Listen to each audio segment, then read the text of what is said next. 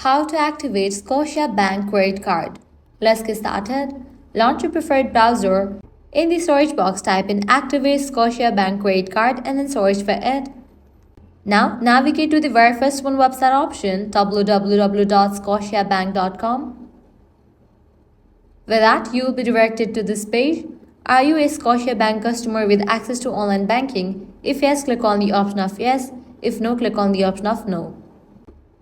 Speed up your card activation process by signing in. You can click on sign in.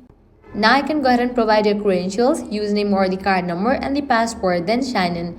After you log in, you have to head towards the credit card section where you're going to find the option to activate the card. Provide your card details and then the card will be activated.